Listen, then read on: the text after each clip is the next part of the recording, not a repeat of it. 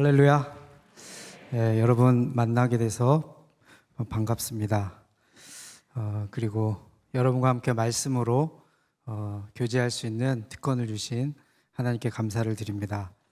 저는 작년까지 24년 동안 인도에서 선교 사역을 하고 이제 올해가 25년 차 되는데 처음으로 한국으로 안식년을 나왔습니다.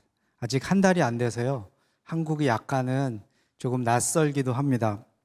하나님께서 인도에서 사역하는 동안 저에게 2명의 아들을 주셨습니다. 귀한 아들을 주셨는데 첫 번째 아들을 낳고 나서 고민을 했어요.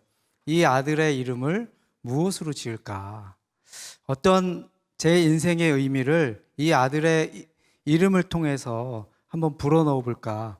그러다가 한국 이름 어려운 이름들은 외국 사람들이 좀 부르기 힘들고 그래서 외국 사람들도 부르기 좀 쉽고 특별한 의미가 있는 이름을 막 찾다가 희수라는 이름을 찾았습니다. 한자로 기쁠히 나아갈 수, 기쁘게 나아간다 라는 의미를 넣었어요.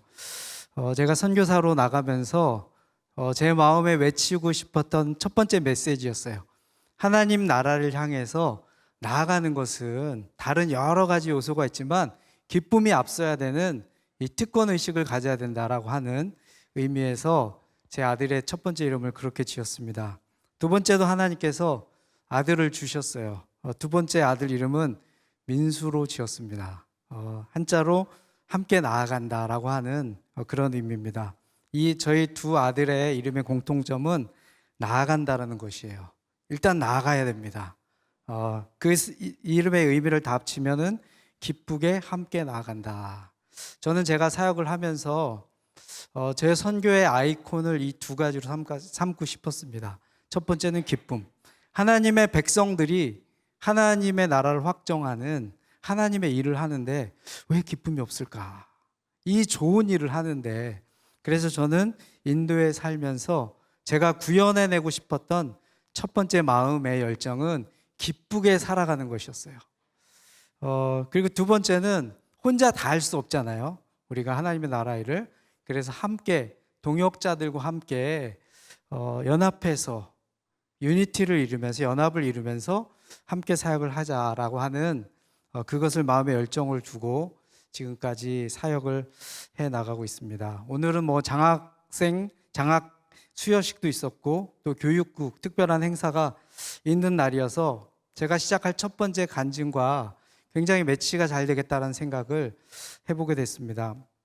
제가 초등학교 4학년 때 인생이 너무 힘들었어요. 여러분 상상이 되세요? 초등학교 4학년이 인생이 너무 힘든 거예요. 제일 가기 싫었던 곳이 바로 우리 집이었습니다. 그래서 밖에서 최대한 늦게까지 놀다가 겨울이 되면 밖이 춥잖아요. 춥고 배가 고픕니다. 그런데 안 들어갈 수가 없어요. 갈 곳이 집밖에 없기 때문에. 그래서 이제 집에 들어갑니다. 춥고 배고프고 가장 불안한 곳이 바로 저희 가정이었습니다. 따뜻함과 여유와 포근함이 있어야 될 그 우리 집이 제가 제일 가기 싫은 곳이 저희 집이었어요. 이 집안에 가정에 문제가 있는 사람은요, 어디 가서도 이 문제를 풀어낼 수가 없습니다. 그래서 고민을 했어요. 초등학교 4학년 때 인생의 큰 숙제와 문제를 아는 제가 어디 가면 내 인생의 문제를 해결할 수 있을까? 어느 곳도 제 문제를 해결해 줄 수 있는 곳이 없었습니다. 그러던 어느 날 제가 살던 시골 멀리서 교회에서 옛날에 시골에는요 예배 시간 1시간 전서부터 교회 음악을 멀리까지 이렇게 콘형 스피커로 멀리까지 소리가 전달되도록 음악을 틀어줬습니다. 어느 순간에 주일날 오후가 됐는데 교회에서 뭔가 음악이 막 들려오는 거예요. 문득 제 마음속에 들었던 생각이 혹시 내가 저곳에 가면 내 인생의 문제를 해결할 수 있게 되지 않을까.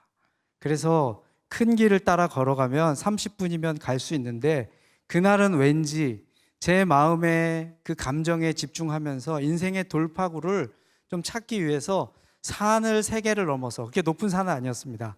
1시간이 걸려서 제 발로 교회라는 곳을 찾아갔어요. 딱 갔더니 교회에 오후에 운동장에 아이들이 막 뛰어놀고 있더라고요. 그래서 이렇게 뻘쭘하게 새로운 곳에 가서 여기 누구를 만나서 인생의 문제를 얘기할 수도 없고, 그러고 있는데 마침 누군가 저를 발견했어요. 이렇게 교회 아이들이 막 뛰어놀면 관심도 사실 잘 안 줄 수 있잖아요. 그런데 어떤 여자분이 저를 딱 보더니 저의 앞으로 걸어오셨어요. 그리고는 저에게 중요한 질문을 해주셨어요. 너 교회 왔니? 네, 누군가 말을 걸어준다고 하는 것이 얼마나 고마운지 모르겠어요. 일단 교회까지 갔는데 아무도 저에게 반겨주지 않는 그 상태에서, 그래서 교회에 왔다고 그랬더니 그 선생님이 어머 어째 오늘 교회 예배 다 끝났어. 1시간을 지푸라기라도 잡고 싶어서 산 3개를 넘어서 교회를 갔는데 주일 예배가 끝났다는 것이에요. 그러면서 그 선생님이 다음 주에 주일 오전 9시에 어린이 예배가 있는데 꼭 오라고. 그래서 제가 오겠다고 약속을 했는데 허탕을 쳤잖아요. 그래서 안 올 수도 있다라고 하는 그 불안감이 들었는지 저희 어디 사냐고 물어봤어요. 제 동네를 얘기해 줬더니 그 동네 누구누구를 아냐고. 압니다 그랬더니 그 아무개가 우리 교회 나오니까 걔를 데리고 같이 와라. 그래서 일주일을 또 엄청 기다렸어요. 다음 주만 기다리면 내 인생의 문제가 해결될지도 모른다. 그래서 아침에 일찍 30분이면 걸어갈 수 있는 교회 거리였는데 9시 예배 시작인데 8시에 친구 집에 찾아갔어요. 문을 두들겼어요. 그 친구, 선생님이 말한 그 친구 깜짝 놀라서 나왔어요. 뭔 일이냐고 아침 일찍부터. 교회 가자. 그랬더니 그 친구가 자기 지난주로 교회 끊었대요. 이번 주부터 교회 안 가기로 했대요. 그래서 제가 이번 주만 꼭 가줘라. 다음 주부터는 안 가도 되는데. 아침에 오전에 만화 영화를 합니다. TV에서. 자기 그걸 봐야겠대요. 그래서 너 말로 해서는 안 되겠구나. 맞고 갈래? 그냥 갈래? 그랬더니 그 친구가 툴툴대면서 그날 저와 함께 교회를 가줬습니다. 교회를 가서 어린 예배를 드리는데요. 태어나서 한 번도 들어보지 못한 노래를 하는 거예요.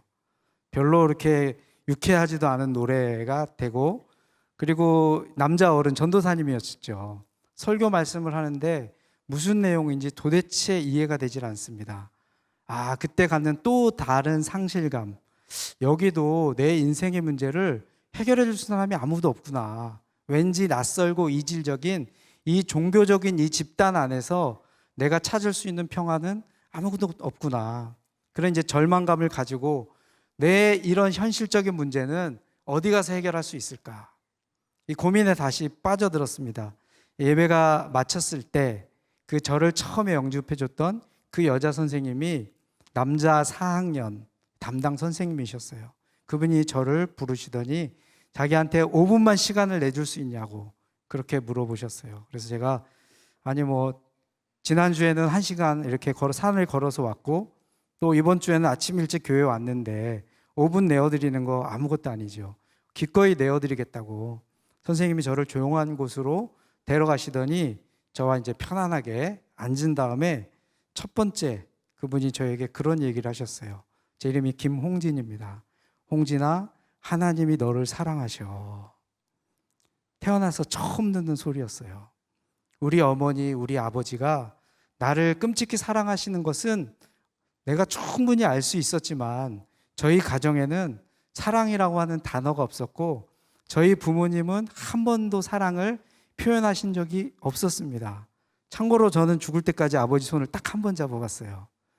제 형한테 물어봤더니 아버지 손 잡아봤어? 그랬더니 한 번도 못 잡아봤대요. 그래서 제가 아유 세상에 불쌍한 인간아. 어떻게 아빠 손도 한 번도 못 잡아봤냐. 그런 분위기였어요. 그런데 하나님이라고 하는 그분이 저를 사랑하신다고 하는 것이 그분의 복음 전도의 첫 시작이었습니다. 마음이 확 열리는 거예요. 아, 누군가 나를 사랑하는데 내가 누군지는 잘 모르지만 그 위대한 힘을 가지신 그 하나님이 나를 사랑하시는구나. 그 말씀을 붙잡고 뭔가 이렇게 마음을 열었을 때 그 선생님께서 교회 열심히 나와라 이런 얘기 하지 않으시고 짤막한 복음을 저에게 증거해 주셨어요. 그날 이 복음이 제 마음 속에 이렇게 쑥 들어왔습니다. 그러면서 하나님과 딱 연결이 됐어요. 이제 집에 돌아오는 그 길에 제가 제 마음 상태를 한번 이렇게 생각을 해봤는데 늘 불안했어요. 제 마음은 어딜 가도 뭘 해도 불안하고, 집에 있으면 가장 불안하고, 밖에서 친구들하고 놀아도 불안하고, 제 마음 속에 있는 이 공포감과 이 불안함은 떨쳐버릴 수가 없었는데, 그날 예수님을 나의 구주로 영접한 바로 그날 집에 걸어가는 그 길에 마음의 이 불안감이 정말 거짓말같이 기적같이 싹 없어졌습니다. 할렐루야. 그래서 제가 그때 이제 집에 걸어오면서 하나님 앞에 그렇게 마음에 기도를 드렸어요. 하나님, 제가 하나님이 어떤 분이신지는 잘 모르지만 저를 사랑하신다는 것, 그리고 저를 위해서, 제 죄를 위해서 저의 죄를 사해 주셨고, 저의 죄를 사해 주시기 위해서 저 대신 죽으셨다는 그 정도면 주님 충분합니다. 저는 이제 하나님을 위해서 살겠습니다. 제가 성격이 급하거든요. 교회 간 첫날 예수님을 영접하고요, 제 삶을 주님께 헌신해서 드렸어요. 하루에 그냥 다 끝냈습니다. 그리고 나서 주일학교 때, 초등학교 때 제가 할 수 있었던 것은 딱 두 가지였어요. 첫 번째는 저희 집이 가난했기 때문에 일주일에 용돈을 딱 1,000원을 주셨어요. 저희 부모님이. 그러면은 학교를 버스 타고 다녀야 되는데 그때 버스비가 50원이었습니다. 왕복 버스비 하면 100원. 6일 동안 버스비 600원 빼면 제가 쓸 수 있는 용돈이 400원이 남았어요. 그래서 제가 마음에 작정을 했어요. 하나님이 이 감사한 하나님 앞에 헌금을 좀 많이 드리자. 그래서 제가 500원을 작정을 했어요. 1,000원 용돈 받는 데서 500원을 헌금하면은요, 하루는 버스를 못 타고 갑니다. 걸어서 가야 돼요. 그래서 많은 날들은 걸어서 가면서 500원을 모아가지고 주일날 어린 예배 때 하나님 앞에 헌금을 드렸어요. 두 번째는 이 좋은 하나님을 나 혼자 믿긴 아깝잖아요. 인생의 문제를 해결해 주시는데, 사실 제 동네 아이들은 인생의 문제가 없었지만 다들 비슷한 아이들로 보였거든요. 그래서 아이들을 전도해서 제가 마음에 가졌던 목표는 최소 한 주일에 한 명은 전도하자. 그렇게 열심히 이제 신앙생활을 계속하고 있었습니다. 그러던 어느 날 중학교 2학년이 되었는데 저희 교회 목사님, 젊으신 목사님이셨어요. 30대 초반 목사님, 시골교회. 아이들이 3명 있었어요. 저보다 훨씬 어린 동생들. 아직 초등학교에도 가지 않은 7살, 5살, 3살 된 아이들이 있는 우리 젊은 교회, 시골교회 담임 목사님이셨는데 사모님께서 병으로 세상을 떠나셨어요. 목사님이 너무 힘들고 괴롭고 젊은 목회자가 정말 하나님의 부르심에 순종해서 시골의 교회에 목회를 하러 그 3명의 자녀들을 데리고 오셨는데 아이들을 남겨놓고 사모님이 세상을 떠나신 거예요. 목사님이 너무 괴로워하시면서 이 고통을 어떻게 이겨낼까? 교회 영적 지도자인 담임 목회자가 이 아픔과 상처를 이겨내지 못하면 교회 공동체가 영적으로 설 수 없는데 고민을 하시던 우리 목사님께서 부흥회를 여셨습니다. 영적인 힘으로 한번 이겨내보자. 그래서 그때 한국에서 유명한 부흥 강사 장로님 한 분을 모셨어요. 시골 교회는 뭐 북도 치고 막 합니다. 부흥회를 하면요, 교회 사람들 완전 잔칫날이에요. 새벽 오전 집회, 저녁 집회. 시골 아이들은 심심합니다. 할 게 없어요. 그러니까 부흥회하면 열심히 갑니다. 뭐든지 하면 열심히, 특별히 하나님에 대한 열심히 특심이었던 저는 강사님 바로 앞에 오른쪽에 거기에 앉아 있었어요. 그 강사님의 주제는 성령 받아라였습니다. 성령 받아라. 열심히 성령을 받고 사모하면서 기도하는데 그 강사님께서 마지막에는요, 히든 카드를 꺼내셨어요. 마지막 카드를 딱 꺼내셨는데 세계 선교에 대한 도전이었습니다. 아니, 도전을 할 곳에 가서 하셔야지. 그 시골 교회 버스 하루에 3번 들어오는 포장도 안 되는 흙길 날리는 그 시절에 한국 교회가 선교가 뭔지도, 외국에 나가려면은 방공 교육 받고 교육을 수없이 받고 여권 겨우 만들어서 달러도 몇백 불밖에 못 바꾸던 그 시절에 이 부흥강사 강사님이 이 교회에 오셔서요, 비전을 선포하셨어요. 이 교회가 앞으로 세계 선교를 위해서 선교사 100명 파송하는 교회가 될 것입니다. 전교인 200명이에요. 네. 성도들이 세계 선교가 뭔지도 모르는 그때 강사님 뒤에 앉아 계시던 우리 교회 담임 목사님께서 두 주먹을 불끈 쥐면서 아멘 하셨어요. 아멘. 너무나 고통스럽고 괴로운 그 시절에 우리 목사님은 붙잡을 게 하나님께서 우리 교회에 주시는 새로운 비전, 하나님께서 이 시간들을 통해서 하나님의 꿈을 펼쳐나가시는구나, 아멘 하시면서 그 비전을 받아들이셨습니다. 이제 마지막 날 집회 저녁이 됐어요. 도전히 이제 목사님 아멘 하셨고, 세계 선교를 위해서 자기 삶을 드릴 사람 일어나라고 초청하셨어요. 맨 앞에 있었던 청소년 김홍진 일어났을까요? 앉아 있었을까요? 몇 번째로 일어났을까요? 첫 번째 일어났죠. 첫 번째로 벌떡 일어났습니다. 그때는 그 찬양이 없었지만 아마 있었으면 불렀을 거예요. 주님 내가 여기 있사오니 나를 보내소서.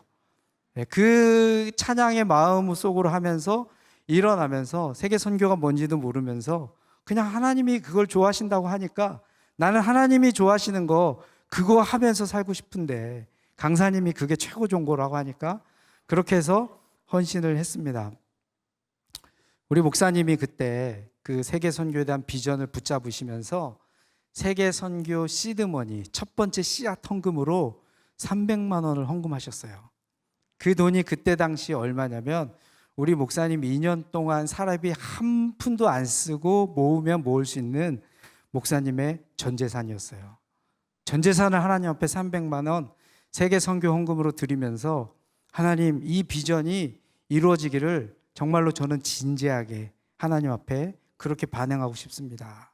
그렇게 이제 드렸습니다. 저는 이 시간들을 그 일들을 통해서 깨달은 것 하나는 하나님의 꿈은 고통 속에서 만들어집니다. 특별히 큰 꿈은 큰 고통 속에서 만들어집니다. 하나님은 고통받은 자를 통해서 일하시고 또 반대로 하나님은 쓰시고자 하시면은 미리 고통을 통해서 하나님이 연단하십니다. 우리가 하나님 나라의 꿈을 가지고 나아갈 때 어떻게 우리가 하나님 주신 꿈을 이룰 수 있을까? 저는 오늘 제 간증 이야기와 말씀과 함께 선교 현장에 있었던 이야기들을 여러분과 함께 주어진 시간 동안 나누고 싶습니다. 오늘 사실 나누는 이 말씀은요, 지난 24년간 제 선교 사역에 하나님께서 저에게 가르쳐 주신 하나님 나라의 중요한 원리 원칙, 이 에센스라고 가장 중요한 핵심 부분이라고 그렇게 여러분과 말씀드리고 이거를 나누고 싶습니다. 오늘 말씀에 보면요, 상황이 굉장히 긴박하게 돌아갑니다. 세례 요한이 처형을 당합니다. 이제 세례 요한 시대에서 예수님 시대로 리더십이 이제 바뀌고요. 예수님의 이제 활동 무대가 본격적인 시대가 시작이 됐어요. 그동안 예수님의 길을 준비하던 준비기에서 이제 사역의 예수님의 전성기로 사역의 분위기가 바뀌어 나갑니다. 이제 예수님께서는 하나님의 나라 일을 좀 더 본격적으로 주체적으로 수행할 수 있는 이제 국면이 찾아온 것이에요. 자, 여러분 한번 말씀을 계속해서 이어가기 전에 한번 생각해 보셨으면 좋겠어요. 누가 하나님 나라 건설의 가장 핵심적인 주체인가? 앞에 나와서 말씀을 전하는 강사님인가? 아니면 이 교회를 총 책임지고 이끌고 가는 이 교회 담임 목사님인가? 제가 믿기로는요, 여기 계신 한 분 한 분을 하나님은 하나님 나라 건설의 주체로 핵심 인물로 부르셨다라고 하는 것입니다. 나는 서포터하는 그런 부수적인 사람이 아니고요, 하나님 나라의 무대의 가장 중심에 서서 하나님과 함께 이 시대에 하나님이 원하시는 꿈을 이루는 주체로 우리를 부르셨다라고 하는 것입니다. 우리 옆에 계신 분한테 바로 당신입니다. 한번 고백해 주세요. 여러분 옆에 계신 분이 고백해 준 그 고백이 마음속에 인정이 되십니까? 오늘 말씀은 사실은요, 그것이 마음속에 인정이 되시는 분들에게는 굉장히 큰 의미가 있을 것입니다. 하나님 나라의 역사의 중심에 서기를 원하시는 분들, 하나님 나라에 쓰임받기를 원하시는 그런 분들에게 저는 제가 인도의 선교 사역을 하면서 배웠던 그 원리 원칙을 여러분과 함께 나누고 싶습니다. 첫 번째 여러분과 나누고 싶은 것은요, 우리가 하나님 나라의 꿈을 이루고자 하면 우리가 감당할 수 없는 엄청난 큰 장벽을 만나게 된다라고 하는 것입니다. 지금 상황이 굉장히 긴박하게, 예수님은 세례 요한의 죽음을 들으시고 이제 사역의 기여를 모두를 바꾸셔야 됐습니다. 전략도 바꾸셔야 되고요. 그래서 조용히 시간을 보내기를 원하셨습니다. 그래서 갈릴리 바다를 배를 타고 건너가셨어요. 근데 예수님이 움직이신다라고 하는 이미 그 소식을 들은 큰 무리들이 예수님을 가만히 둘 수 없었습니다. 사람들은 자기들이 해결할 수 없는 엄청난 필요들을 가지고 있습니다. 여러분, 하나님 나라가 필요한 그곳에는요, 필요들이 있습니다. 우리가 해결해 줄 수 없는 엄청난 필요들이 있어요.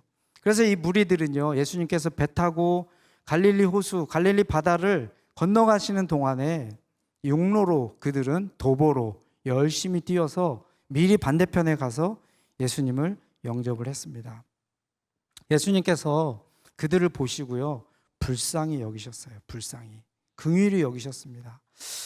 저는 그런 생각을 하게 됩니다. 우리 하나님 나라에 쓰임 받기 원하는 사역자들, 하나님 나라 역사의 주체가 되기 원하는 사람들의 자본금은 긍휼한 마음이라고 생각이 됩니다. 우리 안에 하나님께서 주시는 긍휼한 마음이 있으면요, 막 열정이 돌아갑니다. 저는 인도 선교사로 24년을 일했는데 인도 어디를 가도요, 정말 안타깝고 불쌍한 사람들이 많습니다. 그런데 어느 날 제가 이렇게 유튜브를 보다가 선교사가 만든 영상물이 아니라 여행 유튜버가 만든 이 부룬디라고 하는 나라에 대한 영상을 봤어요. 나라 국가 기관 사업이 아예 없고, 그러다 조사를 해봤더니 세계에서 가장 가난하고 참 열악한, 인도가 세계에서 가장 큰 빈국이긴 하지만 부룬디, 남수단, 르완다 이 지역이 굉장히 취약하다는 것을 알면서 발견하고 나서 내가 몸이 하나가 더 있었으면 그곳으로 좀 달려가고 싶다라고 할 만큼 제 안에 긍휼한 마음이 일어났습니다. 예수님께서 그 무리를 보시고 긍휼히 여기셨어요. 그리고 병자들을 다 고쳐주셨습니다. 물론 다 고쳐주지 못하셨어요. 많은 병자를 고치셨습니다. 이제 시간이 저녁이 되어 갑니다. 그런데 제자들이 봤더니 성경에 나와 있죠. 남자들만, 장정들만 5,000명이다. 많은 분들이 그렇게 얘기하잖아요. 여자와 아이까지 하면 최소 2만 명이 되었을 것이다. 자기 스스로 배고픔을 해결할 수 없는 2만 명의 무리들 가운데 예수님과 제자들이 이제 둘러싸이게 되었다고 하는 것입니다. 자기들이 가진 것으로는 도저히 해결할 수 없는 장벽을 만나게 됩니다. 여러분, 꿈이 있는 사람들의 첫 번째 특징은요, 장벽을 만나게 된다라고 하는 것입니다. 여러분, 장벽이 있으십니까? 장벽이 없으시면요, 꿈이 없는 거예요. 내가 할 수 있습니까? 여러분의 힘과 능력으로? 그거는 꿈이 아니죠. 그냥 하면 돼요. 내가 가진 것으로 그냥 실행하면 됩니다. 하나님께서 주신 꿈의 특징은요, 우리가 가진 것, 우리의 힘과 능력으로는 할 수 없는 어마어마한 장벽을 우리가 만나게 된다라고 하는 것입니다. 제자들이 계산을 해봤어요. 아무리 해도 자기들이 이 무리들을 먹일 수가 없습니다. 그래서 고민을 하다가 낸 해결 방안은 뭐예요? 무리로 하여금 마을에 들어가 먹을 것을 사 먹게 하소서. 예수님, 이제 무리를 해산시키세요. 저 사람들이 가진 문제는 저 사람들 스스로 해결하게 해주세요. 엄청난 피로에 휩싸인 예수님과 제자들입니다. 한국에서 한 번은 의료팀이 인도로 의료 선교를 오겠다고 연락이 왔어요. 한 30명 정도 되는 큰 의료팀입니다. 6분의 의사 선생님들, 그리고 몇 분의 약사분들, 그리고 많은 그 함께 하시는 분들이, 근데 팀장님이 저에게 특별히 부탁할 게 있대요. 무슨 부탁을 하실 겁니까? 밥 맛있게 해달라고 뭐 그렇게 얘기했을 줄 알았더니 환자 좀 제발 많이 좀 보게 해달래요. 환자. 그래서 몇 명 보기 원하십니까? 그랬더니 많으면 많을수록 좋대요. 얼마나 많이요? 그거는 괜찮고 무조건 많이만 데려오래요. 왜 이렇게 환자를 많이 보기 원하십니까? 그랬더니 그 전해에 이 30명의 의료팀이 다른 나라로 의선교를 갔는데 하루에 열 몇 명 왔대요. 하루에 열 몇 명. 그래서 작년에 자기가 아주 어려움을 당했다고 올해는 환자를 많이 볼 수 있게 해달라고, 걱정하지 마시라고. 그거는 걱정 안 하셔도 된다고. 하루에 1200명씩 3일 동안 3600명의 환자를 봤습니다. 다 못 봤어요. 그때 오신 분들이 두 번 다시 인도에 안 오십니다. 1200명의 환자를 보려면요, 그 의료 선교 하신 분들은 아실 거예요. 얼마나 이 약국의 약국 선생님들은요, 하루에 잠을 4시간씩만 자면서 그 다음날 약을 미리미리 준비해서 그렇게 했습니다. 끊임없이 몰려드는 그 환자들, 결국은 끊고, 그 진료를 못 본 환자들은 막 화내고, 그리고 돌려보낸 기억이 있습니다. 이 세상에는요, 스스로 문제를 해결할 수 없는 너무나도 많은 사람들이 있습니다. 그때 예수님께서 제자들에게 이 중요한 첫 번째 원리입니다. 뭐라고 말씀하시죠? 보낼 것 없다, 너희가 먹을 것을 줘라. 예수님께서는 2만 명이 가진 이 무리들의 큰 피로들을 제자들에게 그 책임을 전가시키십니다. 하나님 나라의 확장에, 하나님 나라의 건설의 첫 번째 원리는요, 책임을 지는 것으로 시작이 됩니다. 하나님 나라 일은요, 능력으로 시작되는 것이 아니라 내가 책임지기로 시작할 때, 결정할 때, 그때부터 하나님의 나라의 역사는 시작이 되는 것입니다. 자, 제가 고등학교 이제 3학년이 되었어요. 선교사의 꿈을 열심히 키우고 있던 그때 여름 방학이 다가왔습니다. 여름 방학이 되면 좋은 게 하나 기다리고 있어요. 뭔지 아세요? 여름 수련회. 여름 수련회. 우리 시골 교회는요, 더 시골로 수련회를 가요. 더 오지로. 우리보다 훨씬 더 시골로. 그리고 대부분 우리가 선호하는 곳은 공동묘지가 꼭 있어야 돼요. 공동묘지가. 밤에 하루는 꼭 철로 역정 프로그램을 합니다. 선생님들이 갑자기 무덤에서 귀신이 돼서 막 부활해요. 막 담력 시험인지 이게 철로 역정인지 모르는. 근데 은근히 그게 스릴 있고 짜릿해요. 공포감도 어느 정도 있고. 그리고 심지어는 관 속에 한번 다 들어가 보래요. 그 기다려지는 여름 수련회가 여름에 다가왔습니다. 그것을 꿈꾸고 있는데 그 해에 대한민국에 큰 물난리가 났습니다. 많은 곳이, 수재민들이 많이 생겼어요. 우리 교회 담임 목사님께서 올해는 청소년 수련회, 중고등부 수련회를 다른 시골로 가는 것은 힘들 것 같고, 한국 사회가 그 시골에 물놀이 왔다라고 이렇게 오해할 수 있기 때문에 좀 자제해야 될 것 같다. 청소년 수련회를 없앨 수는 없고 대신에 CCC에서 청소년 연합 수련회를 하는데 그거로 가라. 목사님이 그렇게 말씀하셨어요. 그래서 어쩔 수 없이 우리 청소년들은 다 입이 이만큼 나왔죠. 우리보다 더 그 시골 산골에 가서 물놀이도 하고 말씀도 듣고 그거를 간절히 기다렸는데 이제 그게 무산되고 CCC에서 하는 전국 청소년 수련회를 이제 가게 됐습니다. 그곳에 처음에 가서 사형리 전도법도 배우고, 그때 강사님이 한국에서 그 유명한 설교가로 가장 유명한 분 중에 한 분이었어요. 그분의 설교하시면은 빨려 들어가는 그분의 주제가 세계 선교였어요. 그분이 설교하시면 70%는 헌신한다. 첫날부터 아예 세계 선교에 대한 도전을 열심히 하셨습니다. 그래서 CCC 간사님들이 하는 찬양 너무나 은혜스럽고, 사형리 전도법 배우는 것도 너무 재밌었고, 이제 마지막 날이 됐습니다. 마지막 날 꼭 그 강단으로 초청하시잖아요. 역시 이 강사님도 세계 선교를 위해서 자기의 인생을 드릴 사람 앞으로 나오라고 처음에 일어서라 그러셨어요. 벌떡 일어섰죠.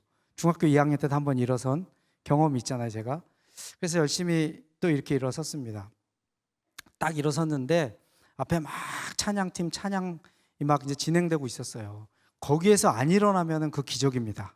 그 분위기 속에서. 그런데 그 기적이 우리 교회 학생들이 모인 곳에 이루어지고 있었어요. 저 말고 아무도 안 일어나는 거예요. 그래서 일어난 저를 쳐다보면서 빨리 앉으라고. 이거 굉장히 위험한 거라고. 함부로 일어나는 거 아니라고 제 옆에 있는 친구들이 만류했어요. 그래서 나 중학교 때 한 번 일어난 적이 있었는데 다시 앉을까라는 생각이 딱 있었는데 그때 하늘에서 음성이 들렸어요.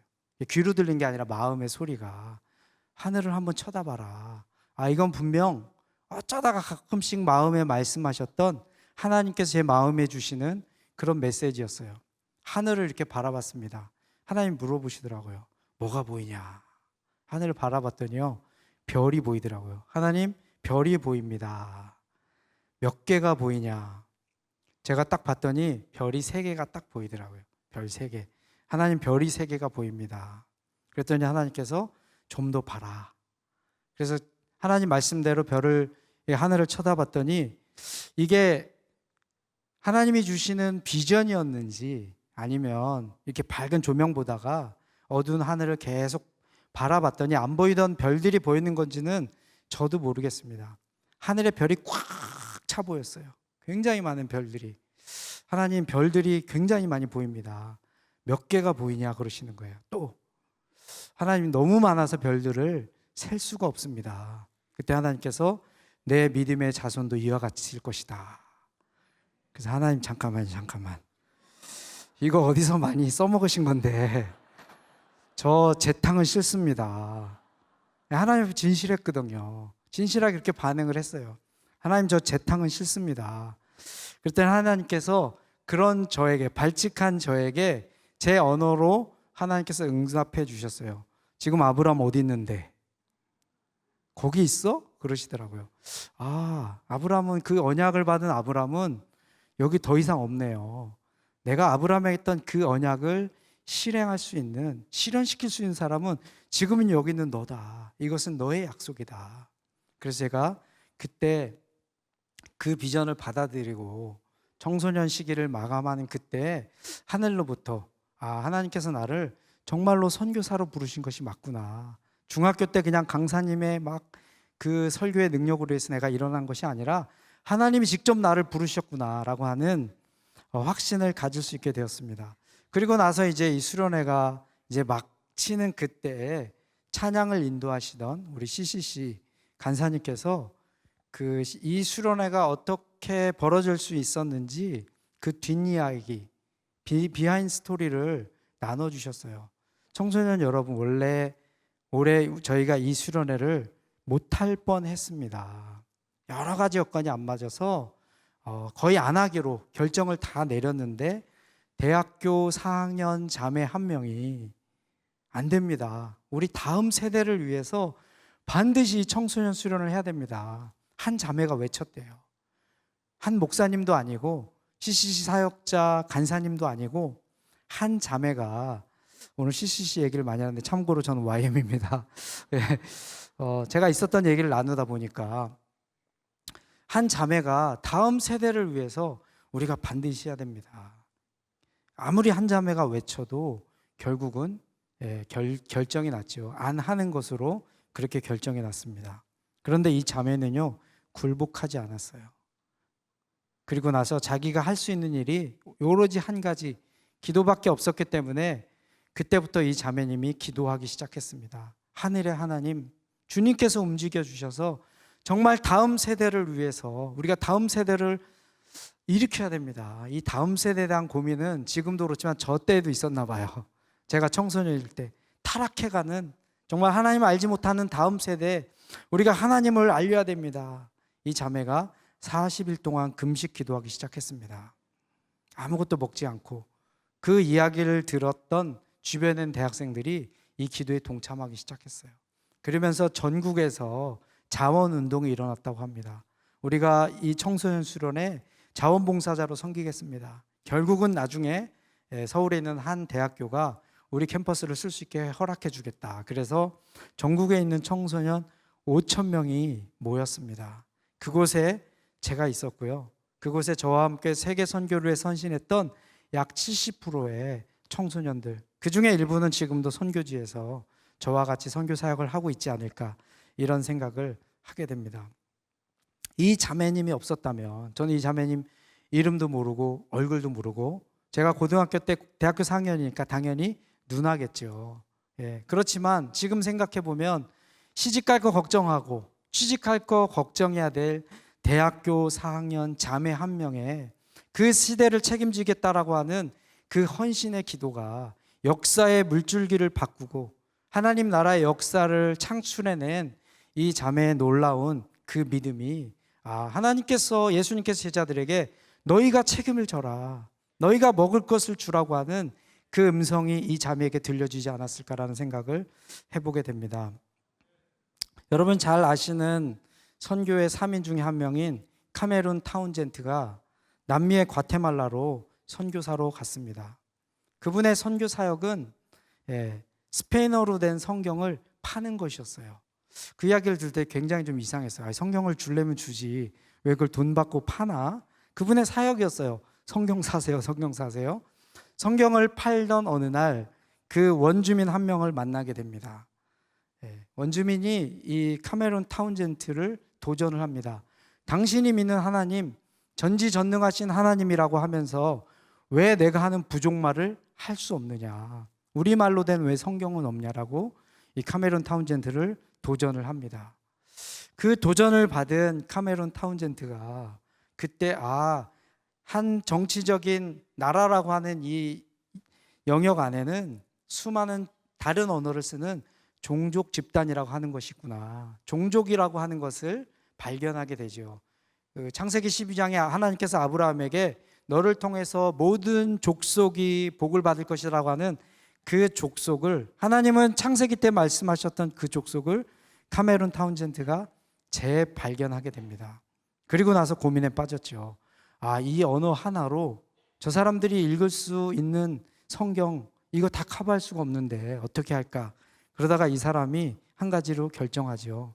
지구상에 있는 모든 언어로 하나님의 말씀을 번역하는 그 일에 내가 책임지고 나서야겠다. 여러분, 카메룬 타운젠트 이전에 성경 번역이 있었습니까? 당연히 있었죠. 번역하는 사람들이 있었습니다. 그렇지만 어느 누구도 지구상에 있는 모든 언어로 하나님의 말씀을 번역하기로 책임진 사람은 없었다고 하는 것입니다. 바로 이 사람이 이것을 번역하기로 결정을 하죠. 위클리프 성경 번역 선교회를 창설하게 됩니다. 이분의 책임지기로 한 결정에 따라서 전 세계에 있는 수많은 정말 유능한 젊은이들이 자기 인생을 들여서 하나님의 말씀을 그들의 언어로 번역하는 일에 자기의 인생을 들여서 이제 곧 조금만 있으면요, 몇 년만 지나면 지구상에 있는 거의 대부분의 언어로 최소 신약 성경이나 요한복음은 다 번역이 된다라고 합니다. 여러분 잘 아시는 허드슨 테일러, 중국 선교의 아버지죠. 그때 당시 많은 사람들이 해안선에서 선교를 하고 있었던 그 시절이었습니다. 영국의 군사적인 보호 속에 있었고 보호품이나 물류 조달 많은 것들을 생각해도요, 내륙으로 들어가는 것은 꿈도 꾸지 못하던 그 시절에 한 젊은이가 변발을 하죠. 머리를 중국식으로 짰고 그가 어느 날 그런 생각을 합니다. 지금 중국 내지에 있는 저 사람들은 죽으면 어떻게 될까? 복음을 한 번도 듣지 못하고 죽어가는 저 사람들에게는 과연 누가 가서 복음을 증거할까? 허드슨 테일러가 책임지기로 결정합니다. 내가 먼저 들어가서 중국 내지에 들어가서 예수님의 이름을 한 번도 들어보지 못하고 죽어가는 사람들에게 내가 복음을 증거해야겠다. 이 사람이 먼저 나서죠. 허드슨 테일러가 책임지기로 결정했습니다. 첫 번째 문제는 뭐죠? 후원과 이 도움 없이 살아야만 되는 것입니다. 영국에서 오는 후원금이 어떻게 전달될 수도 없는 그 지역에 살아계신 하나님 그분만 의지해서 이 일을 감당하기로 시작이 됩니다. 그 일을 어떤 일이 발생했죠? 수많은 인랜드 미션이 생겨나게 됩니다. 내지 선교회가 생기면서요, 해안선 중심의 선교 시대가 이제 내륙까지도 선교 사역이 진행되는 시대로 계속해서 바뀌어 나갔다고 하는 것입니다. 여러분, 하나님의 역사는요, 책임지기로 결정하는 데서 시작이 됩니다. 우리가 무엇을 할 수 있느냐가 아니라 무엇을 책임지기로 결정했는가에 따라서 달라지게 된다라고 하는 것입니다. 내가 가진 것이 무엇인가, 그것보다 훨씬 더 중요한 것은요, 내가 무엇을 책임지기로 결정하는가? 여러분 한번 오늘 저녁에 이 자리를 떠나시기 전에 하나님께서 나에게 주신 이 시대, 나를 향한 계획과 나의 사명은 무엇인지를 여러분 한번 고민해 보시고 기도해 보시고, 하나님께서 여러분을 하나님 나라의 주인공으로 주체로 부르셨다면 하나님께서 나를 통해서 하실 일은 무엇인가 여러분께서 한번 붙잡고 가셨으면 좋겠습니다. 두 번째 원리는요, 믿음으로 도전하는 것입니다. 예수님께서 지금 제자들에게 책임을 지라고 말씀하셨어요. 근거가 있어야 되잖아요. 이 많은 무리들을 먹이려면 무엇인가 줄 수 있는 소스가 있어야 되잖아요. 지금 제자들이 가지고 있는 이 소스를 다 파악해 본 것은요, 자기들이 가지고 있지 않은 얼마 안 되는 그것이 전부였어요. 제자들은 무엇을 봤어요? 자기들의 없는 것을 봤습니다. 지금 예수님은 제자들이 무엇을 보기 원하시는 거예요? 지금 자기 옆에 누가 있는가를 인식하기를 원하시는 것이에요. 오병이어의 기적은 무리를 위한 기적이 아닙니다. 이제 하나님의 나라의 역사를 이어갈 제자들에게 예수님께서 하나님 나라를 건설하는 원리 원칙을 지금 알려주시고 현장에서 바로 그것을 훈련시키시는 바로 그 장면인 것입니다. 우리가 무엇을 바라보는가? 믿음은요, 무엇을 바라보는가의 문제입니다. 아무것도 없는 내 빈털터리 주머니를 바라볼 것인가? 지극히 부족한 우리 교회의 예산을 바라볼 것인가? 저 같은 선교사들은 얼마 안 되는 지극히 부족한 한국에서 오는 선교 후원금을 바라볼 것인가? 아니면 온 우주를 창조하신, 우리 그 뷔페에 가면은 언리미티드, 무제한 뷔페 이런 거 있죠. 끊이지 않는 무제한적으로 공급하시는 우리 주님의 손을 바라볼 것인가? 믿음으로 도전하기를 주님은 그렇게 지금 기대하고 계시는 것입니다. 2008년도에 인도에 큰 핍박이 일어났습니다. 인도 오리사 지역에. 참고로 인도는 기독교 박해 10대 10위인 국가입니다. 사우디아라비아 다음으로 기독교 박해가 굉장히 심한 나라입니다. 2008년도에 인도 오리사 지역 칸다말이라고 하는 지역에 대대적인 기독교 핍박이 일어났어요.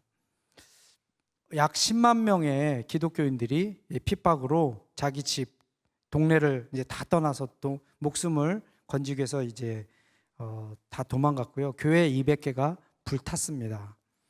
그리고 현상금을 걸어놨어요. 목회자를 죽이면 2만 루피, 뭐 한국 돈으로 하면 얼마 되진 않습니다. 교회 전도사님 죽이면은 15,000루피의 현상금을 걸어놓고 이 사람들이 조직적으로 교회 잘 다니는 집사님의 아니면 목사님의 딸을 납치합니다. 납치해가지고 전화를 겁니다. 지금 너희 딸 우리가 데리고 있다. 네가 지금 교회 가서 교회를 부시지 않으면 너희 딸 우리가 죽이겠다. 이런 것 같으면 어떻게 하시겠어요? 지금 내가 믿는 하나님 예배당인 교회에 가서 그 해머로 교회 벽을 부수지 않으면 지금 내 딸을 죽이겠다고 하는데 협박이 진짜 장난이 아니에요. 진짜로 죽입니다. 어떻게 하겠어요? 딸 살리려면 어쩔 수 없이 교회 부셔야 됩니다. 그럼 이제 사진 찍고 영상 촬영해서 우리가 교회 부신 거 아니다. 기독교인들 자기가 부신 것이다. 이렇게 언론 플레이도 했습니다. 약 200명의 사람들이 죽었어요. 실제로 믿음 때문에. 예수님을 부인하지 않고 힌두로 역개종하지 않아서, 그리고 교회가 한 200개 정도가 불타고 오리사 지역에 있는 10만 명의 사람들이 그 주에 있는 주도 부반네슈아르 난민촌 같은 곳에 가게 되었습니다. 저희 선교단체 리더들이 모였어요. 우리가 무엇을 할 수 있을까? 우리 믿음의 형제들이 이 고통당하고 있는 이때에 우리가 무엇을 할 수 있을까? 한국의 국민일보에도 크게 기사가 나고요. 그 당시 한국 교회는 새벽마다 우리 믿음의 형제들, 핍박받는 오리사에 있는 사람들을 위해서 기도를 했습니다. 저희도 이제 선교단체 리더들이 모여서 무엇을 할까? 어떤 단체는 쌀을 공급해주는 단체도 있었고, 물을 공급해주는 단체도 있었고, 저희 단체는 모여서 이 수용소에 있는 난민촌에 있는 우리 젊은이들 데려다가 훈련을 시키자. DTS 훈련을 시키자. 그래서 다시 복음으로 재무장해서 오리사를 복음화시키는 그 전략을 쓰자. 약 10,000명 정도 젊은이들이 지금 수용소에 있습니다. 난민촌에 있어요. 어떻게 이들을 데려갈까? 그래서 제가 우리 팀에 있는 리더들을 모아놓고 이제부터는 메가 DTS를 하겠습니다.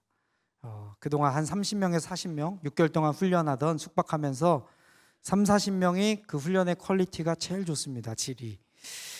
그런데 지금은 그런 거 따질 수 없으니 그냥 100명씩 데려다 합시다. 100명씩.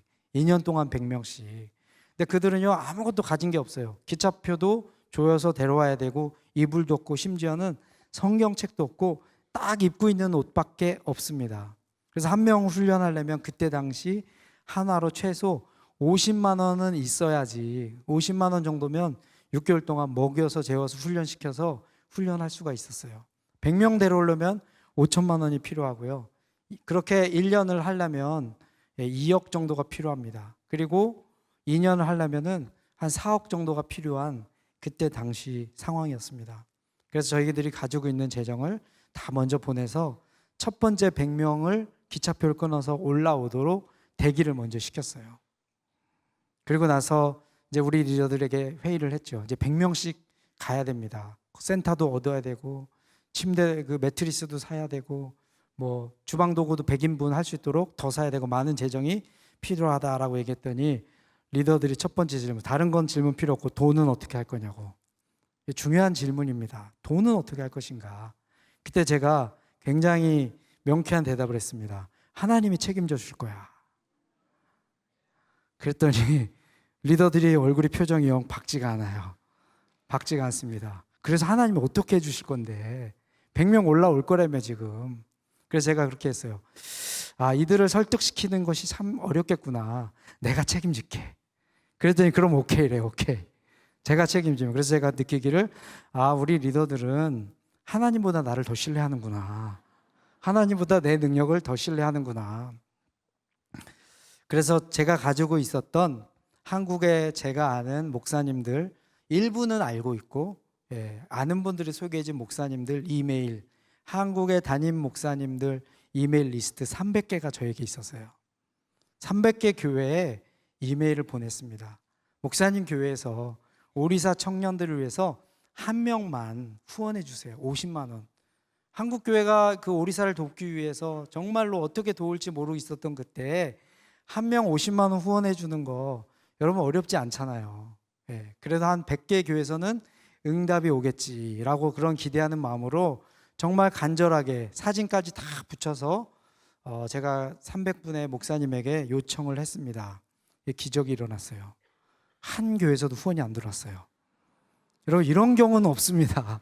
한 교회도 한 분이 이메일로 답장을 해주셨어요. 선교사님 정말 귀한 일 하십니다. 우리가 기도하겠습니다. 우리 선교사들이 제일 듣기 싫은 말 중에 하나가 기도하겠습니다예요. 죄송합니다. 이런 표현 선교사들이나 제가 그 당시에는 평소에는 기도해 주시겠다고 하는 말씀이 얼마나 위로가 되고 격려가 될지 모르는데 이 긴박한 상황에 이렇게 환난당한 사람들을 위해서 기도는 우리도 많이 하는데 그리고 나서 이제 시간이 다가와서 너무나도 이 촉박한 이 마음의 긴박감을 가지고 제가 한국을 왔습니다. 바로 그 얼마 전에 인도로 단기 선교를 오셨던 10분의 목사님 그룹이 계세요. 3주 동안 훈련차 3주 동안 제가 하루도 빠지지 않고 그 10분의 목사님들을 모시고 인도를 다니면서 선교 현장을 보여드리면서 정말로 그 밀도 있는 시간들을 함께 나눈 친밀한 관계가 되었습니다. 인도를 떠나시면서 저에게 약속하셨어요. 한국에 오면 꼭 연락 달라고. 그래서 제가 연락을 꼭 드렸죠. 제가 한국에 중요한 일이 있어서 오는데 한번 모여달라고. 딱 모였더니 목사님들이 좋은 데 가서 코스 요리를 먹죠. 중화 요리, 코스 요리. 그래서 제가 좀 직선적이거든요. 그런 거 먹지 말고 싼 거 먹고 현금으로 주세요. 저는 먹는 거 필요 없습니다. 현금으로 주세요. 그랬더니 목사님들이 일단 먹고 대화 시작하재요. 그래서 맛있는 코스 요리, 선교사님 오래간만에 한국 나왔다고 그분들이 목사님들이 대접을 해주셨어요. 자, 이제 본론에 들어가서 본론을 얘기하겠습니다. 목사님들 다 아시는 것처럼 지금 오리사 이런 난리가 났는데 목사님들 교회에서 후원 좀 해달라고. 근데 그곳에서도 기적이 일어났습니다. 한 분도 후원을, 예산이 벌써 다 끝났다는 거예요. 아니, 한 분이 최소 한 교회라도 한 명이라도 이 입양을 해주셔야 되는데 하나님께서 문을 닫으셨습니다. 그래서 이제 제가 또 아는, 저희 결혼할 때 주례를 서주신 교회, 한국에 좀 이름 있는 교회, 큰 교회였습니다. 그 교회 담임 목사님을 만나서, 목사님 금요 예배 때 저에게 딱 5분만 시간 주세요. 5분만. 그리고 특별 헌금 걷어주세요. 그날 거친 헌금 다 인도에 가져가겠습니다.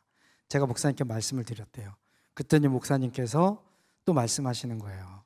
지난주에 어떤 단체에서 왔다 갔대요. 자동 이체까지 다 작정을 했대요. 그래서 연속 이어서 교회에서 헌금을 걷거나 하는 것은 굉장히 무리가 된다. 대신 목사님이 열심히 기도해 주시겠다고. 그 얘기를 제가 또 들었어요. 또 기도네. 그리고 나서 그 목사님 예배실을 딱, 담임 목사님 방을 딱 나오는데 하나님께서 저에게 말씀을, 그 마음에 그 소리를 들려주시더라고요. 너 지금 누구를 보고 있느냐? 무엇을 보고 있느냐? 그때 머리가, 제가 정신을 번쩍 차렸어요. 아, 나는 지금 오리사 사람들의 필요를 보고 어떻게 하면 그들의 필요를 채워줄까에 대해서 모든 관심을 가지고 있는데, 지금 하나님은 그 프로젝트가 관심 있는 것이 아니라 지금 나에게 관심이 있으시는구나. 내가 어떤 믿음을 가지고 하나님 앞에서 이 일을 하는지 하나님은 내 믿음에 관심이 있으시구나.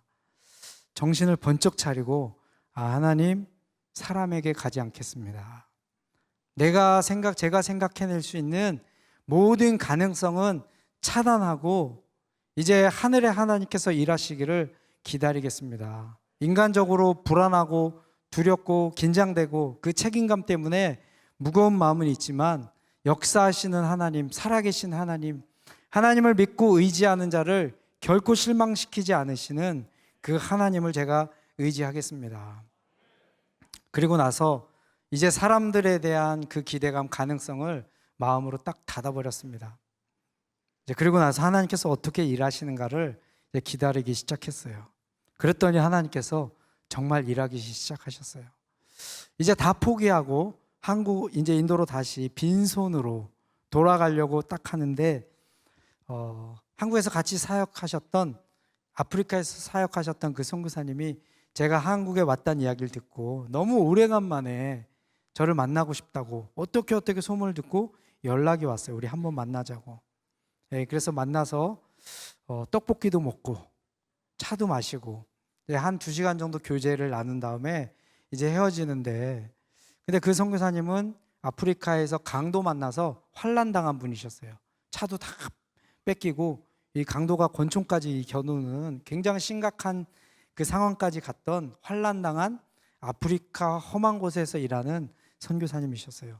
어떻게 좀 위로를 해줄까 해서 2시간 대화 동안에 열심히 격려하고 위로하고 있는데, 갑자기 그 선교사님께서 자기 집에 잠깐만 들렸다 가자고, 자기 지금 머무는 선교사 게스트 하우스가 있는데 가까운 곳에 있다고, 그곳에 들리자 그래서 왜 그러니까 뭐 잠깐 줄 게 있대요. 그래서 아프리카에서 뭐 커피 가져오셨나?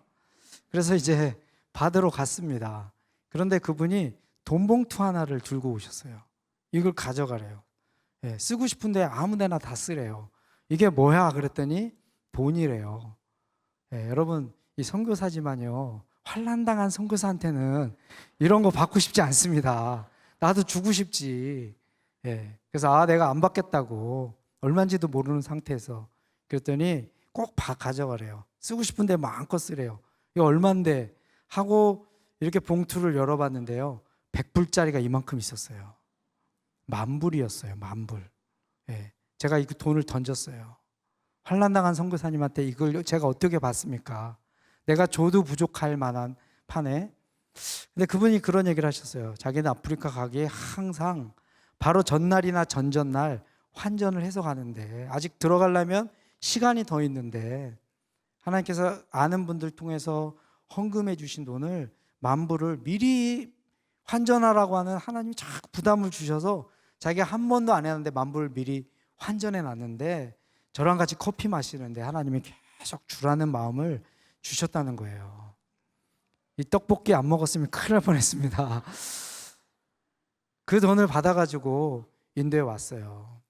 인도에 왔는데 오자마자 스위스 여자 싱글 선교사님한테 연락이 왔어요. 저희 같은 단체도 아니고 이분을 한 번도 만난 적이 없는데 아버지가 유산을 물려주셨대요. 많은 돈은 아니지만 유산을 물려주셨는데 6만 불을 물려주셨대요. 6만 불을.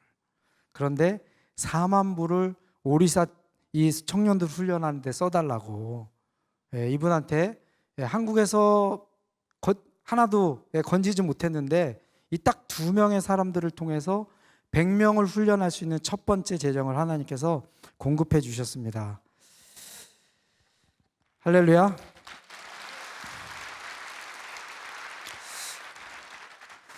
그때는 믿음으로 시작했는데 오리사 사람들을 2년이 지난 뒤에 봤더니요, 오리사 DTS 안 했으면요 저희 사역 부도날 뻔했습니다. 그들을 위해서 믿음으로 시작했지만 그들 훈련을 위해서 들어온 재정으로 저희 훈련센터 월세를 낼 수 있었고요, 인도 청년들을 같이 훈련시킬 수가 있었습니다. 자, 이제 시간이 지나서 마지막 3번째 원리를 여러분과 나누고 싶습니다. 3번째는요, 작은 것이 세상을 바꾼다고 하는 것입니다. 우리 하나님은 무에서 유를 창조하지 않으십니다. 반드시 우리를 통해서 일하시고요, 우리가 가진 것을 통해서 하나님께서 일하십니다. 예수님께서 하늘을 우러러서 그냥 기도하시고 이 무리들이 먹을 것을 공급하시면 되는데, 예수님께서 이 마태복음에는 안 나와 있지만 요한복음에 나와 있죠. 너희들에게 가진 것이 무엇이냐? 나에게로 가져오라라고 말씀하십니다. 그것을 통해서 예수님 일하시겠다고 그렇게 말씀하셨죠. 그때 가져온 것이 있습니다. 뭐죠? 떡 5개와 물고기 2마리입니다. 그때는 어떤 분이 물고기가 이따만 했어요. 여러분, 이따만한 물고기로 2만 명 먹을 수 있습니까? 저도 정확히는 모르지만 인도의 오리사 해변가에 보면요, 큰 물고기도 있는데 정말 우리나라 미꾸라지 같은 조그만 물고기도 이렇게 진열해 놓고 팔더라고요.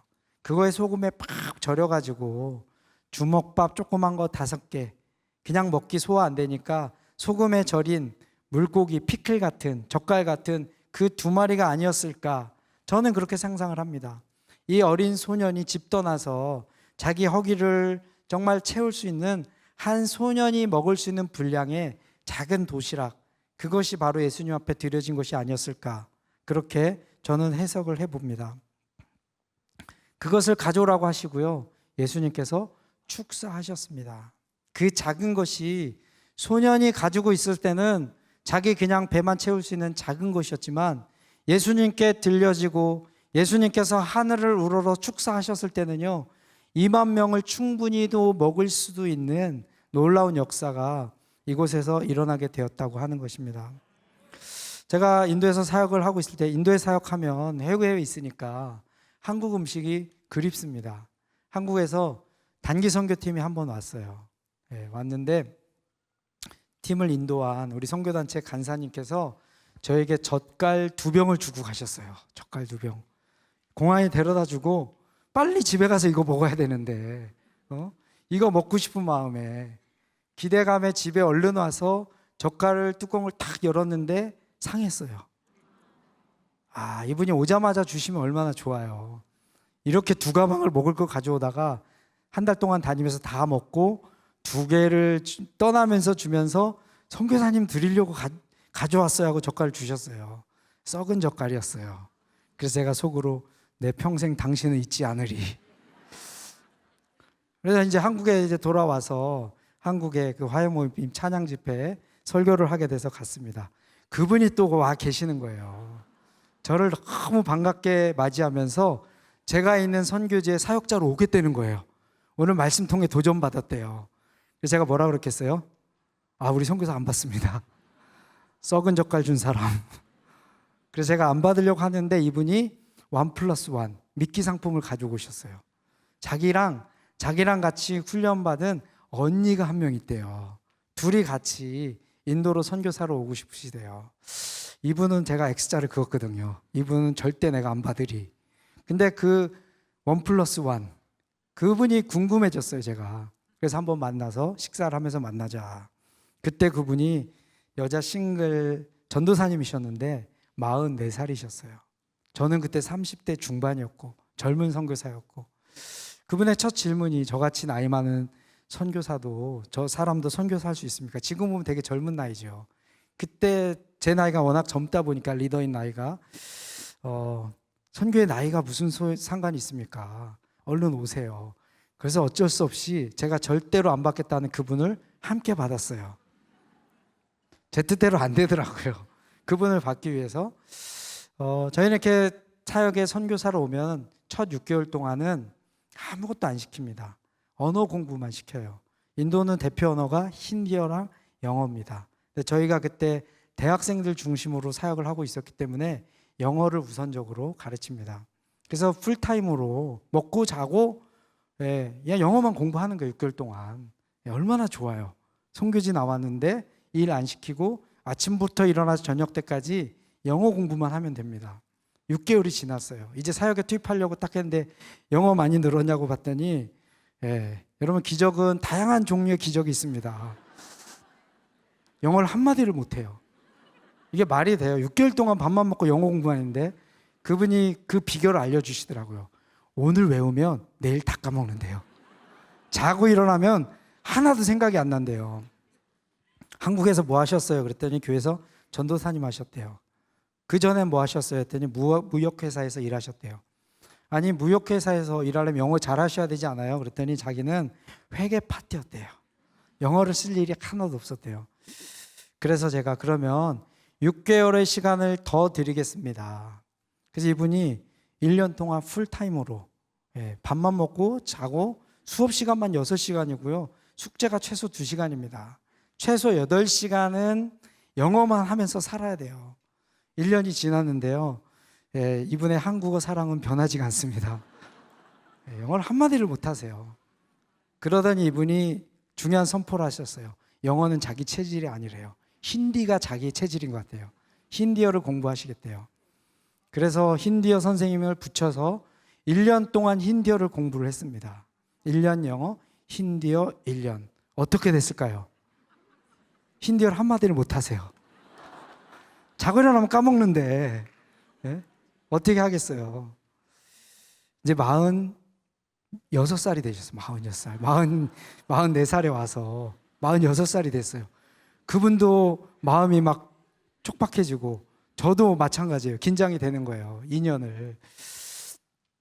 그때 저희가 슬럼 지역에서 어린이 학교를 이제 시작한 지 한 3년 정도 돼서 어린이 학교 3개를 운영하고 있었을 때였습니다. 슬럼 어린이 학교를. 사역자들이 몇 명 있었어요. 제가 기도하는 가운데 우리 리더들 모아다가 그래도 나이 드신 선교사님 오셨으니까 이분에게 어린이 사역을 내가 맡기고 싶은데 어떻게 생각하냐. 그랬더니 우리 저랑 함께 사역한 동역자 리더들이 저를 이렇게 째려보더라고요. 지금 제정신이냐. 말 한마디 못하는 사람 어떻게 리더로 시키냐. 나중에 내가 책임질 테니까 믿고 한번 해보자. 이분에게 어린이 사역을 맡겨드렸습니다. 네, 이분이 할 줄 아는 게 없잖아요. 말이 통해야죠. 그러니까 어떤 일이 생겨나면요, 우리 인도 사역자들이 한국말을 배우기 시작하더라고요. 간단한 한국말을 다 의사소통이 돼요. 간단한 의사소통을. 우리 인도 사람들은 시간 개념이 좀 한국과 다릅니다. 문화가 달라요. 시간 개념과 거기는 사건 중심의 문화입니다. 그래서 제가 리더로 있는 동안 개혁을 시간 정확히 지키기, 모임 시간 안에 꼭 오라고 하는 것을 몇 년 동안 해도 그 안 좋은 문화를 못 바꿨어요. 근데 이분이 리더가 되니까요, 자기들 어린이 학교 팀 시간을 다 정확히 지키는데 시간 딱 되면 그냥 열심히 잠궈버려요. 모임 끝날 때까지. 이렇게 단호한 리더십을 보였는데 그분이 할 수 있는 게 없으니까 한 가지를 했습니다. 매일 2시간씩 하나님, 제가 선교사로서 할 수 있는 게 없습니다. 이 슬럼에 있는 아이들을 위해서 뭔가를 주고 싶은데 줄 수 있는 게 없어서 저는 기도만 열심히 하겠습니다. 이분이 하루에 2시간씩 그 슬럼 지역에 있는 아이들을 놓고 눈물로 기도하기 시작했습니다. 저희가 훈련 사역이 마치면 인도의 젊은 사역자들이 그 중에 일부는 사역자로 지원을 합니다. 한 그때 10개 정도의 사역 파트가 있었어요. 교회 개척, 대학생 사역, 찬양 사역, 여러 사역이 있는데 자기가 지원하고 싶은 사역을 지원하면 저희는 무조건 존중해서 배치를 해줍니다. 저희가 인사 배치하지 않고요, 지원한 대로 가게 해줘요. 10명이 지원을 하면요, 5명이 그 슬럼 지역에 있는 어린이 학교를 가겠다는 거예요. 제가 있는 지역 인도 델리에 여름에요, 더울 때는 54도까지 올라갑니다.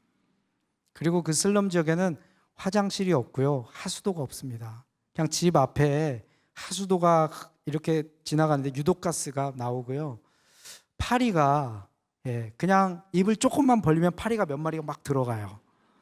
입으로만 들어가는 게 아니라 코로 들어가고요, 귀로 들어가고요. 단기 팀들 데리고 인솔환이라고 그 지역에 대한 설명하면요, 설명하는 동안 입에서 막 씹혀요. 파리입니다, 파리. 그런 냄새나는 그 더운 그곳에 누가 가고 싶겠어요. 그런 사역자들이 10명을 지원하면요, 이곳에 가겠다는 거예요. 막 어린이 학교, 슬럼 학교가 부흥하기 시작합니다. 한참 많이 했을 때 32개까지 수천 명의 아이들이 매월 연초 1월 달이 되면 저희가 어른들 부흥회를 하는데요, 가장 많이 왔을 때는 아이들이, 이 슬럼 학교에 있는 아이들을 모았더니요 4,700명이 됐어요. 평생 조상 대대로 힌두의 우상을 숭배했던 그 아이들이 이 사역을 통해서 예수님께 나와서 예수님을 예배하는, 정말로 다음 세대에 정말 저주가 축복으로 바뀌는 놀라운 역사가 일어난 이 중심에, 정말 이 소년이 드린 도시락과 같이 보잘것없는 이 작은 것이 예수님의 손에 들렸을 때 주님께서 축복하시고 많은 사람들의 생명을 살리는 축복의 통로로 사용했을 때 얼마나 큰 일이 일어난지 모르겠습니다. 여러분 잘 아시는 D.L. 무디 아시죠? 세계적인 복음 전도자입니다. 1837년 2월 5일 미국 노스필드에서 태어났습니다. 너무나도 가난해서 초등학교를 중퇴합니다. 17살 때 돈을 벌러 보스턴으로 가서 그곳에서 예수님을 만나게 됩니다. 21살이 되었을 때 구두 상인으로 성공을 하게 됩니다. 이제 자기 비즈니스를 시작했어요. 그리고 나서 23살이 되었을 때는 자기 사업을 그만두고 이제 복음 전도자로서 풀타임 사역자로, 전임 사역자로서 자기 인생을 그렇게 새롭게 시작을 했습니다. 전 세계를 다니면서 수백만 명의 영혼을 구했습니다. 그런데 D.L. 무디가 한 그 위대한 일 중에 하나는요, 자기 고향 노스필드에서 40년 동안 말씀 성경학교를 했어요. 40년 동안에 미국에 있는 젊은 대학생들이 D.L. 무디의 말씀을 들으러 미국 보스턴까지 가서 걸어서 3일 동안 배를 타고 기차를 타고 보스턴에 와서 또 며칠을 걸어서 D.L. 무디가 사는 노스필드까지 갔다라고 하는 것입니다. 여름방학 거의 반 이상을 반납해야지만 이 성경학교에 갈 수 있었어요. 40년 동안 학생 자원 운동이 일어납니다. 10만 명의 대학생들이 이 40년 동안 해외 선교사로 헌신하고요, 2만 명이 실제로 선교사로 나갑니다. 그리고 나가지 못한 8만 명이 자기 수입의 50%를 세계 선교를 위해서 드리는 그 후원으로 세계 선교가 확장되는 것을 볼 수 있습니다. 초등학교도 졸업하지 못한 이 D.L. 무디가 주님의 손에 붙들려서 성령의 사람이 되었을 때 주님께서 어린아이가 드린 이 작은 도시락과 같은 이 작은 이 사람을 통해서 하나님이 얼마나 큰 일을 행하셨는지 모르겠습니다. 도시락을 예수님께 드린 소년 왜 드렸을까? 제자들이 뺏진 않았을 거잖아요. 예수님 배고프실 텐데 예수님 드시라고 드리지 않았을까? 그런데 이 아이가 가진 작은 것이지만 사실은 예수님 앞에 드린다는 것이 쉽지가 않습니다. 이 작은 것이 아니죠. 제가 해외에 있다 보면 이제 한국의 음식들을 그리워하게 됩니다. 어느 날 우리 아이가 할머니가 밤을 까주고 있었어요. 생밤을. 근데 제가 그 장면을 목격했을 때는 마지막 피스를 딱 먹을 그 순간에 제가 목격했어요. 집에 들어가면서 아들아 잠깐만 아빠랑 반씩 나눠 먹자. 제가 우리 아들에게 물어봐요. 둘째 아들에게. 아들아 너 아빠 사랑해? 그러면 사랑한대요. 이제 지금 커서 대학생이 됐는데 얼만큼 사랑해? 그때 당시 얘기합니다. 하늘만큼 땅만큼 아빠를 사랑한대요. 제가 요구한 건 딱 하나예요. 밤 이렇게 많이 먹었는데 마지막 피스 다 달래는 것들은 아빠랑 반씩만 먹자. 근데 그때 우리 아이가 어떻게 했냐면 입에 쏙 넣었어요. 오물오물 다 먹더니 능청스럽게 아빠 뭐라고요? 듣고도 못 들은 채를 했습니다. 이게 소년들의 심리입니다. 작은 것 사실 드리기 쉽지 않습니다. 그런데 이 소년은 어떻게 됐죠? 배고파졌을까요? 아니죠. 자기만 사람들을 배불리 먹인 통로로 쓰였을 뿐만 아니라 자기도 충분히 먹었습니다. 그리고 남은 것이 12광주리가 되었다라고 하는 것입니다. 여러분 이 저녁에 여러분이 가진 작은 것 그것을 주님께 드리셨으면 좋겠어요. 그게 무엇이든지 간에 여러분이 드릴 수 있는 그 작지만 사실 쉽지 않은 것은 여러분의 삶, 여러분의 인생이라고 생각이 됩니다. 하나님 지금까지 저를 위해서 살은 모습이 요 모습 이대로입니다. 하나님 저는 좀 더 나은 모습으로 살고 싶습니다. 나도 배불리 먹고 많은 사람들을 배불리 먹는 축복의 통로로 쓰임받고 싶은데 하나님 이 저녁에 제가 제 자신을 주님 앞에 드리고 싶습니다. 이 소년이 드린 작은 도시락과 같은 작은 나의 모습이지만 이제 예수님께서 하늘으로 축사하시고 축복해 주셔서 많은 생명을 살리는데 스스로 필요를 채울 수 없는 수많은 사람들을 주님 돕는데 나를 사용하여 주시옵소서. 이 시간 우리 다 같이 통성으로 기도하시겠습니다.